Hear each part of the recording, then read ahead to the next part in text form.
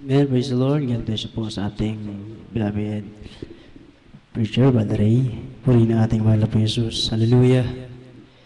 Praise the Lord. Hallelujah. Purihin nating dakilang Diyos, mga minamahal. Palakpakan po muna natin ang ating mahal na po Jesus. Hallelujah. Tayo manalangin. Dakilan na pagpala namin ang mga Diyos na makapangyarihan sa lahat. Sa pangalan ng ating pinakamamahal na po Jesus, sa pangalangin ng ating mahal na ebangelista, Willis Roald Almeida. Ang iyong binalad ng propeta sa ministeryo ito, pinakamamalap po Jesus, pagpalain mo po ang iyong mga banal na salita ng buhay sa ganang akin, wala po akong magagawa. Tayo salamat po kumaasa. Buksan pong paunawa at kisipan ng bawat narito. Patuloy mo kami samahan ng Santong Espiritu at dukuban ng kapangyarihan. Sa makapangyarihang pangalan ni Jesus, aming sinasawayan at ang uli ng gawa ng kaaway. Demons of evil forces cast out right now in the name of Jesus. Hallelujah. Praise the Lord, praise the Lord. Everybody say praise the Lord. Palakpakan po natin ang ating mahal na Jesus, mga minamahal, ang pinakamataas na pagpupuri, pagsamba at pagdadakila at pagpaparangal. Aking ipinapabor sa ating pinakamamahal na Panginoong Jesus, at ganoon din po ang ating dobling pagbati at paggalang sa ating mahal na ebangelista Will D. Almeida, ang uling propeta ng Diyos, at ganoon din po sa ating beloved assistant pastor Ines Almeida, sa kanya pong mga aral at turo para sa atin na patuloy po natin inaalala ito, mga minamahal. Purihin ang ating mahal na Jesus, at ganoon din po sa lahat ng ating mga minamahal na mga kapwa manggagawa. Praise the Lord, ito sa dako ng Pangasinan, sa lahat na po ng ating mga minamahal na mga matatapat na anak ng ating mahal na Panginoong Yesus. Palapakan po natin ang ating mahal na Panginoon. Praise the Lord! Minamahal, buksan po natin ang ating mga banal na kasulatan. Dito po tayo sa aklat ng mga taga-Roma. Kabanatang 9, ang talata po ay 15 at hiyanda ang Henesis. Kabanatang 18, ang talata po ay 20 hanggang 33. Sinabi rito, mga minamahal, sa mga taga-Roma, kabanatang 9, ang talata po ay 15.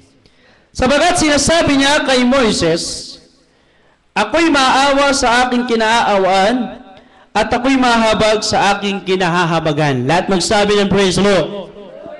Kaya nga, mga minamahal, salamat sa ating pinakamamahal na Jesus, na tayo po, mga minamahal, sa gawain ng Jesus Miracle Crusade ay nagpapatunay na ang Diyos dito ay buhay. Tayo mismo, mga minamahal, ay merong kanya-kanyang patotoo na sinasabi natin sa ating mga buhay na nung araw ang ating buhay ay magulo na. Na nung araw yung ating buhay, nariyan, mga minamahal, patungo ng kamatayan.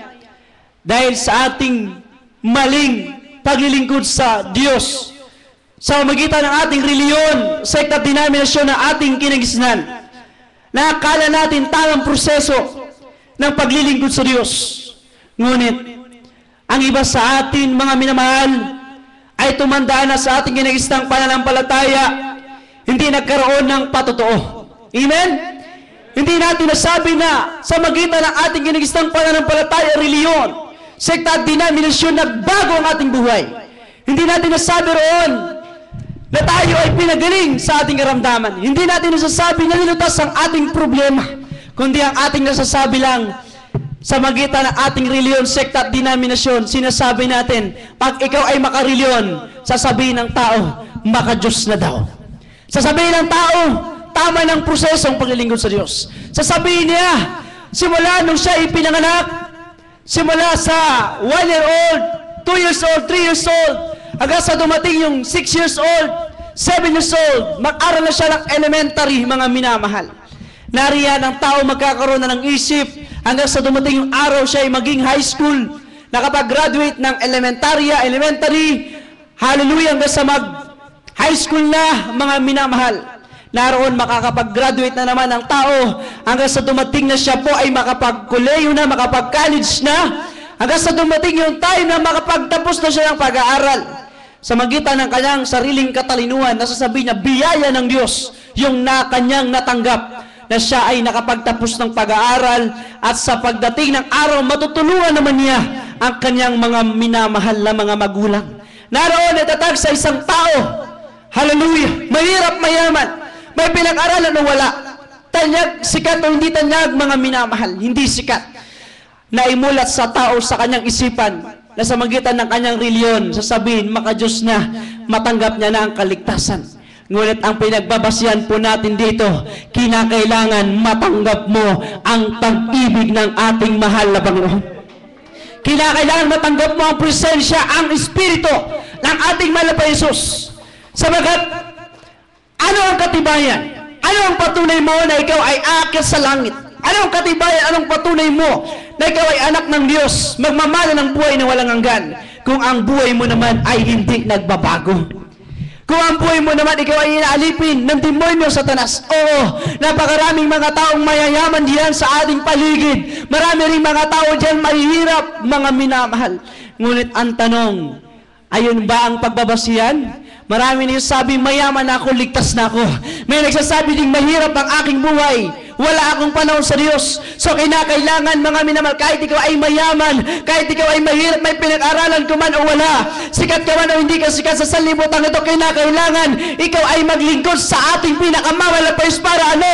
Masabi mong maligtas ka at magmana ka ng buhay na walang hanggan. Lahat magsabi ng praise the Lord. Kaya kung hindi natin nakilala ang Diyos, mga kapatid, siguro isa din tayo doon sa mga taong nagsasabi, mayaman ako. Meron ako sariling kayamanan. May pera ako. Pag may pera ako, ang gagawin ko, pag ako may sakit, may karamdaman, tatakbo ko sa ospital. Pag ako naman ay may mga problema, ang aking gagawin, tatakbo naman ako sa aking mga mahal sa buhay para matulungan nila ako, masolusyonan ang aking problema. Ang iba naman nagsasabi, nasa Diyos ang awa, nasa tao ang gawa. Nasa Diyos lang ang pagbabago. Pero dito sa gawain ng Diyos, meron siya totoo. Nasa Diyos ang awa, nasa tao ang gawa. Nung makilala natin ang ating mahal na Panginoon, mga minamahal, sabi ng Biblia, ang Diyos naawa sa atin. Ang Diyos nahabag sa atin. Kaya ang Espiritu ng mahal na Panginoon ang tumutulong na sa atin ngayon para tayo patuloy na magbago at magmana ng buhay na walang hanggan. Lahat magsabi ng praise the Lord. Kung hindi natin nakilala ang ating mahal na Panginoon, baka isa din tayo doon sa mga tao na mahihirap, na nagsasabi, ay, napakahirap ng buhay ko ngayon.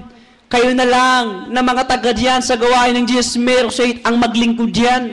Dahil busy pa ako sa aking hanap buhay. Dahil sa panahon ngayon, sabi ng iba, hallelujah, bawal ang magkasakit, mahal ang gamot.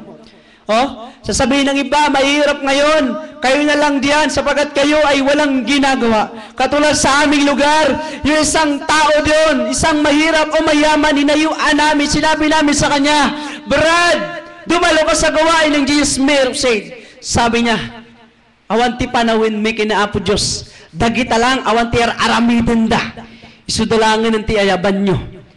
Sabi niya, kami wala pa kaming time dyan dahil busy pa kami sa aming mga hanap buhay.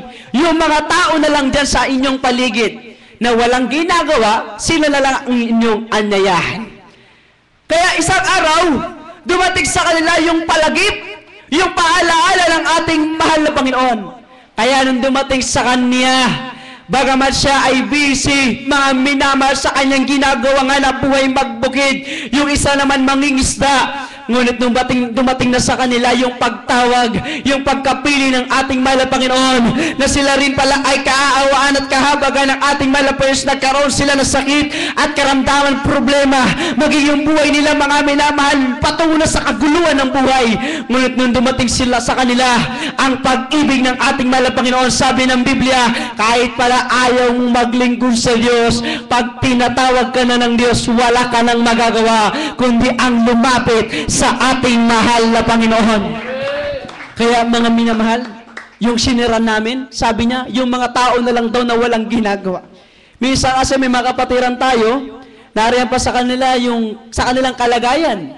Yung kanilang mga kalagayan, physical na kalagayan pa, na sila ay gradual healing na pinapagaling ng ating mahal na Panginoon. Gradual pa lang yung kanilang tinatanggap na paggaling ng kanilang karamdaman. Kasi yung instant healing naman, mga minamahal, kapag ikaw ay may 100% na pananampalataya na. Amen! Kaya yung iba, hindi nila naunawaan yun. Bakit dyan? Sasabihin nila, tumagal na yung membro dyan sa gawain ng Jesus Miracle Crusade. Bakit hindi pa nagbabago ang buhay? Tumagal na yung kapatiran mo dyan, bakit may karamdaman pa? Kasi ang tinitignan nila, yung physical na kalagayan ng tao. Pero kung titignan mo yung spiritual na kalagayan ng tao, yung ikaw ay nagbago sa iyong buhay, yung ikaw ay pinagpala ng ating dakilang Diyos, yung ikaw ay mula sa kahirapan, hinango ka ng Diyos sa kahirapan, pinagpala ka na ng malapang Panginoon, ayan dapat ang tignan ng tao para masasabi niya na ang Diyos ay buhay. Amen! Dahil marami nagsasabi, hindi Jesus may ang magliligtas sa tao. Sapat na itong aking reliyon na aking inaakap. Sapat na itong aking reliyon na aking kinamulatan, aking ginagisnan. Dahil ang napakinggan ko dito, mga pari, mga kardinal, mga obispo, mga praile, sinasabi nila, tagapagturo daw ng tama. Pero sa Biblia, kinakailangan pala ang tagapagturo ay yung pastor, tao ng Diyos, na galing sa ating mahal na Panginoon, pinapangaral dito. Ipinangaral ng ating mahal na Evangelista Willis Almeida, pag ikaw ay naglingkod sa ating mahal na Panginoon, gagaling ang karamdaman mo, magbabago ang buhay mo, malutas ang problema mo, mga milaman, mapalaya ka sa gawa ng demonyo, magiging anak ka ng Diyos, tagapagmana ka ng buhay na walang hanggan. Lahat magsabi ng praise the Lord. Ipinangalan dito ng ating mahal na pastor na kinakailangan magbago ang buhay mo bago ka aakyat sa langit. Amen? Dahil marami nagsasabi, natikman na namin ang iba't ibang paglilingkod sa Diyos, katulad lamang ng asin. Amen? Ang asin ay maalat. Kaya nga po, tayong mga anak ng ating mahal na Panginoon, sa ating mga lugar, tayong mga Kristiyano, ay dapat maging pangpaalat ng sanglibutan. Amen! Sa inyong mga kapitbahay, kailangan matikman nila yung kabutihan ng Diyos. Kailangan maranasan nila yung kapangyarihan ng ating mahal na Panginoon sa paanong paraan. Kinakailangan i-share natin, ibahagi natin, iwaragawag tayo kakabsat, iti kinaimbag ni Apo Diyos. Kinakailangan i-share natin sa kanila para yung ating natanggap na libre na tayo kinahabagan at kinaawaan ng ating mahal na Panginoon, dumating din sa kanila yung pag-ibig ng ating mahal na Panginoon. Palampakan po natin ang ating mahal na Panginoon Jesus. Kaya sabi ng Biblia, ang mahal na Panginoon ay maaawa doon sa kanyang kinaawaan. Siya ay mahabag doon sa kanyang taong kahabagan. Kaya kapag ang tao ay nagmatigas sa kanyang sarili, mga minamahal, dadating sa kanya yung galit, parusa ng ating mahal na Panginoon. Pero salamat sa ating mga mananampalataya sa gawain ng Jesus Mercy, ang dumating sa atin yung pag-ibig ng ating mahal na Panginoon. Palapakan po natin ang ating mahal na Panginoon. Kaya nga mga kapatid, sa Biblia, mababasa po natin na nung panahon ni Moises, mga minamahal ang ating mahal na Panginoon ay naghahanap, hallelujah, ng maglilingkod sa Kanya. Ating basahin, dito po tayo sa Genesis, Kabanatang 18, ang talata po ay 20 hanggang 33, at ihanda ang Romans chapter 7, verses 16 up to 20, na kung saan sinabi po rito, mga minamahal, ating pong basahin. Sa aklat ng mga taga-Genesis, Kapitulo 18, ang talata 20 hanggang 33. Amen. At sinabi ng Panginoon, sapagkat ang sigaw ng Sodoma at Gomora ay malakas, at sapagkat ang kasalanan nila ay napakalubha, ay nababa ako ngayon sa titingnan ko kung ginawa nga ang ayon sa sigaw ng dumating hanggang sa akin, at kung hindi ay aking malalaman, at ang mga lalaki ay nagsilayo roon at nagsitungo sa Sodoma, datapat si Abraham ay napatayo pa sa harapan ng Panginoon. 23. At lumapit si Abraham at nagsabi, ang mga banal ay iyong lilipuling kasama ng mga masama. 24. Kung sakaling may 50 banal sa loob ng bayan, lilipulin mo ba at di mo patatawarin ang dakong yaon? Alang-alang sa 50 banal na sa loob niyaon. Malayo nawa sa iyo ang paggawa ng ganito, na ang banal ay iyong patayin kasama ng masama, sapagkat ang banal ay mapara sa masama. Malayo nawa ito sa iyo, di ba ginawa ng matuwid ang hukom Yes, Lord. ng buong lupa? At sinabi ng Panginoon, kung makasumpong ako sa Sodoma ng 50 banal sa loob ng Praise the ng Lord. bayan, patatawarin ko ang buong dakong ayaon, alang-alang sa kanila. Badisidi. At sumagot si Abraham at nagsabi, narito ngayon, nangahas akong magsalita sa Panginoon, akong alabok at abo lamang. Teka lang, kuya. Mga kapatid, sandali lamang po sapagkat ito po ay napakahaba. Kaya nga, ang ating pinag-aaralan, mga minamahal, sabi ng Biblia, ang Diyos ay naaawa doon sa kanyang kinaaawaan. Ang Diyos ay nahahabag doon sa kanyang kinahahabagan.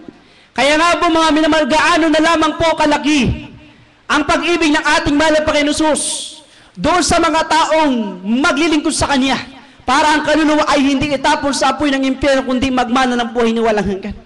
Katulad ng mga panahon ni Moises, na naroon, mga minamahal, naging critical na ang kalagayan ng tao. Lumulubahan ang kanilang kasalanan, mga minamahal.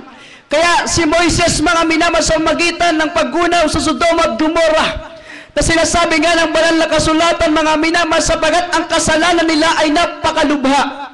At nariyan, mga minamahal, sabi ng banal na kasulatan, na ang ating mahal na Panginoon ay kinausap si Moises, na sinasabi roon, mga minamahal, kinakailangan pang maghanap ng tao ng mahal na Panginoon.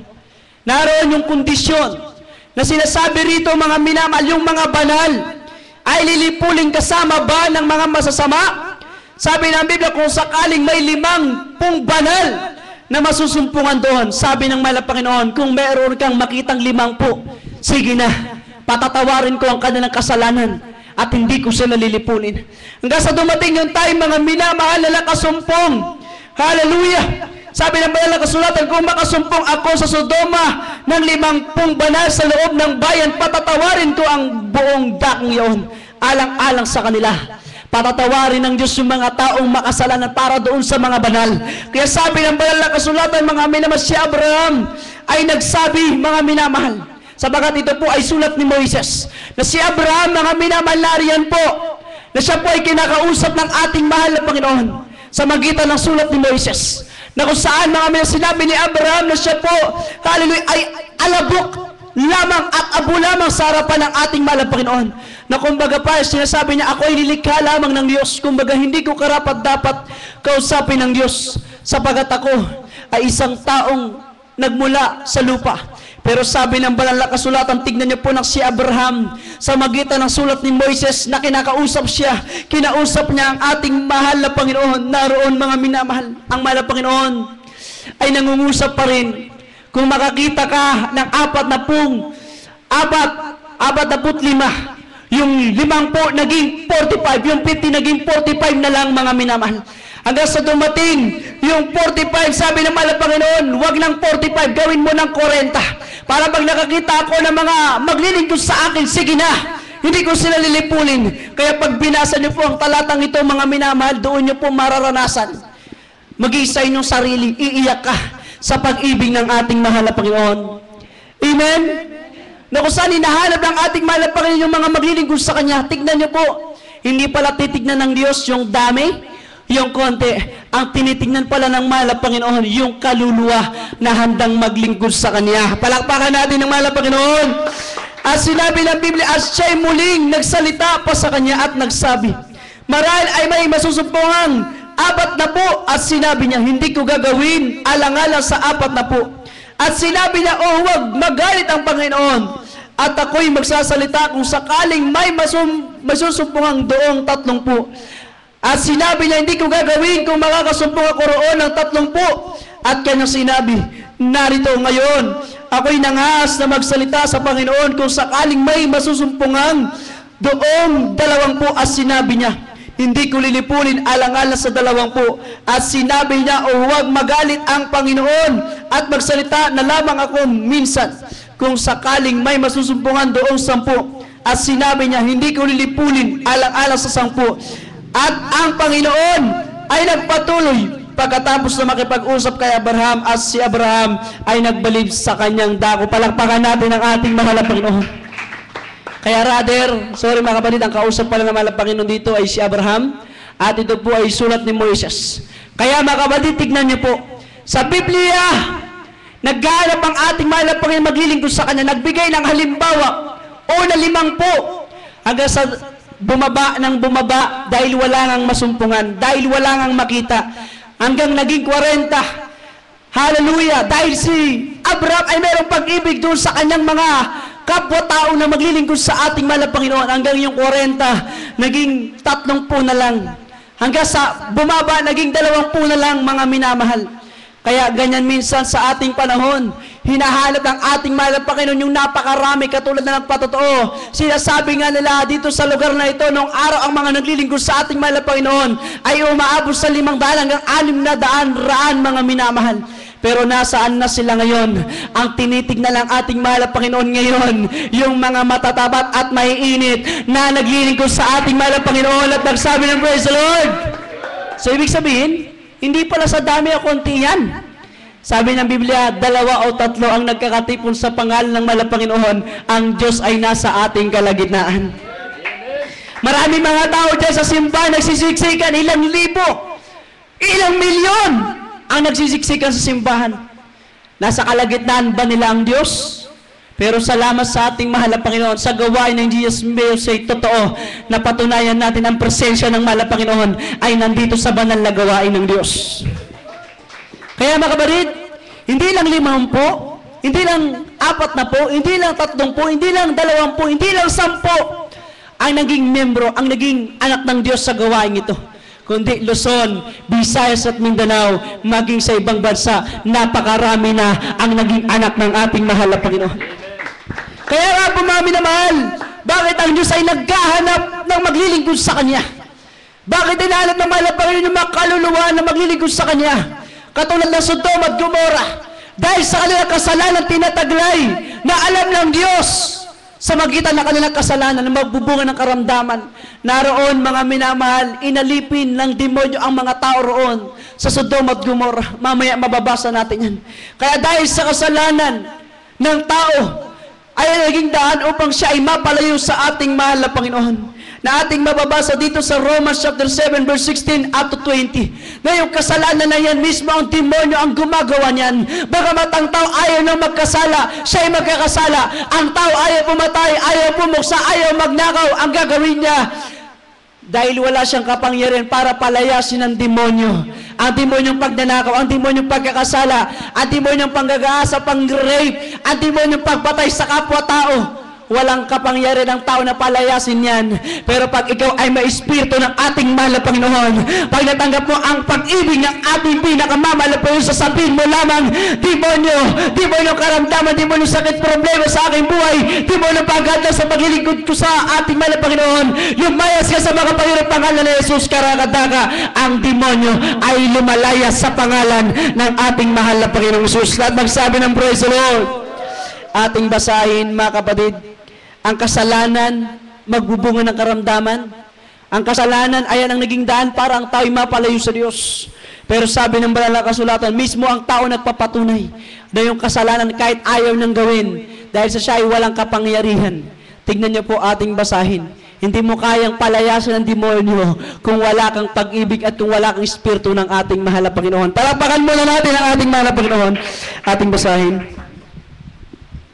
Sa aklat ng Roma, Kapitulo 7, Kapitulo 16 hanggang 20. Amen. Praise the Lord. Roma 7, 16 hanggang 20. Datwat kung ang hindi ko ibig, ang siya kong ginagawa, ay hindi na ako ang gumagawa nito, kundi ang kasalanang tumitira sa akin. Amen. Palakpakan po natin ang ating mahal na Jesus. Everybody, praise the Lord. Kaya mga kapatid, tignan niyo po ang banal na kasulatan. Sabi ng Biblia, umpisa natin dito sa talatang 16, ngunit kung ang hindi ko ibig, ang siyang ginagawa ko, ay sumasang-ayon ako na mabuti ang kautusan.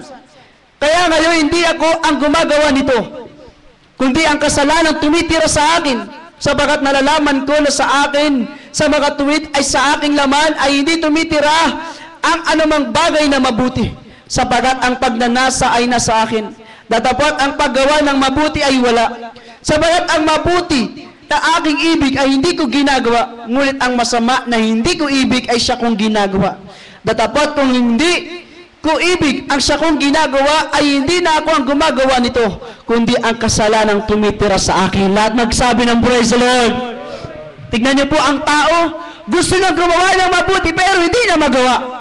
Yung ayaw nang gawin, ayaw na kanyang ginagawa, ayun ay kasalanan. So sa madaling sabi, kapag wala ka talagang espiritu ng ating mahal na Panginoon, ang demonyo, ang kanyang espiritu ang nananahan sa iyo. Pero salamat sa ating mahal na Panginoon, nung matagpuan natin ang ating mahal na Panginoon, matapos tayong patawarin ng ating mahal na Jesus sa ating makasalanan, ang dumating na sa atin, yung Santong Espiritu ng ating pinakamamahal na Panginoon. Nung tinanggap natin ang Espiritu ng ating mahal na Panginoon, pinatawad na ng Diyos ang ating kasalanan.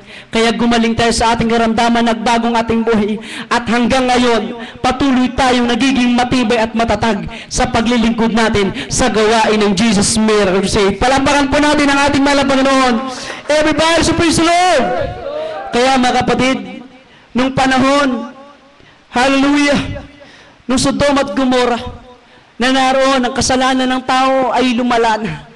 Ating mababasa sa Genesis, kabanatang 19, ang talata ay 24 hanggang 26 at 29. Yanda na lang, Kuya Ray. Ang unang Korinto, kabanatang 6, ang talata ay 9 hanggang 11. Sinabi rito, mga minamasino ang naligtas nung gugunawin na ng Diyos yung Sodom at Gomorrah. Sabi rito sa Genesis, kabanatang 19, ang talata ay 24, nang magkagayoy, nagpaula ng Panginoon sa Sodom at Gomorrah ng asupre at apoy. Mula sa Panginoon na buhat sa langit at ginunaw niya ang mga bayang iyon at ang buong kapatagan at ang lahat na nangananahan sa mga bayang iyon at ang tumutubo sa lupang iyon. Datapot ang asawa ni Lot ay lumingon sa likuran ni Lot at naging haliging asin. 29. At nangyari na nang gunawin ng Diyos ang mga bayan ng kapatagan na naalaala ng Diyos si Abraham at pinalabas si Lot mula sa gitna ng pinaggunawan ng gunawin ang mga bayan na kinatitirahan ni Lot. Lahat magsabi ng praise the Lord. Kaya ang tao, katulad ng pagsisigarilyo, paglalasing, pamumuhay ng makasanlibutan, kapag ayaw iwanan ng tao yan, kailanman, hindi tayo sasamahan ng Diyos. Amen?